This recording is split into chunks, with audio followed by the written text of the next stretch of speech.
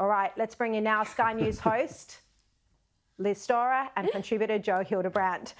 I hope that last I think I'm across your position. I think I'm across your position.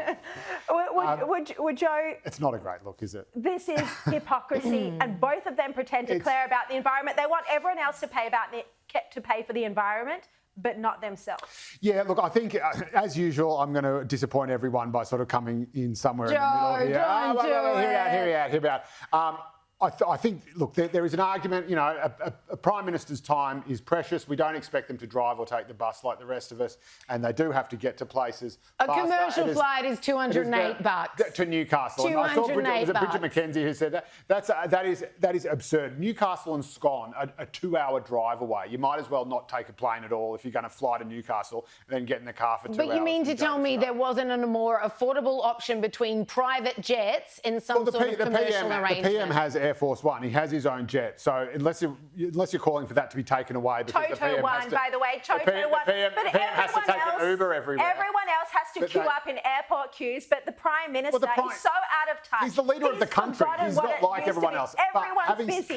Having said that, taking two, you know, as Lady Bracknell said, you know, or to paraphrase her perhaps, to take one private jet may be necessary, but to take two looks like carelessness. And why you wouldn't, I mean, the Prime Minister's security detail, I'm pretty sure I'm not giving away any national security details, is not 14 protective services officers. So I cannot for the life of me understand why they couldn't have got everyone on one private jet, or indeed some of the other staffers, you know, could have gone a slower way, just so you didn't have that awful, awful image. I mean, anyone who knows anything about this issue knows that climate change and private jets do not go together. Every time Prince Harry jumps on one, every time they all rock into Davos, it's a horrible, horrible, horrible look. And frankly, for two smart men, they should have known better. Liz Storer? Especially when you're going there to say, and this is what he said after his energy minister and himself flew there on two separate private jets, it is not negotiable. It is necessary. Talking about net zero. I mean, do me a favour, mate.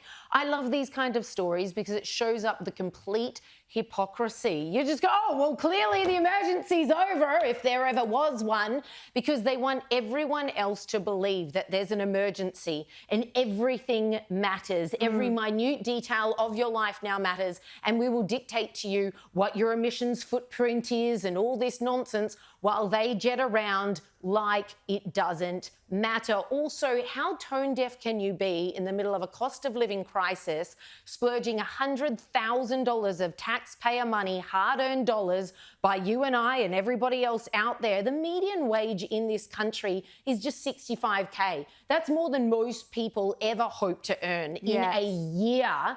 And you just splurged it on having your staffers and all your security guys pack into two jets. It is completely inexcusable. How much respect would these men garner if they actually took the low road, if they had done this presser, not out in the Hunter Valley, but in Canberra? And if anyone wanted explanations for that, they could simply say, we are saving the taxpayer money. Because when I ran an organisation that was completely donor funded, I behaved like it. I didn't catch business class. I respected the fact that every single dime I wasn't earning, it was off the backs of people who believed in the cause. And when every single cent you're spending is taxpayer money, why don't you show us the respect that we deserve while you're spending the money that we've earned? It's disgusting.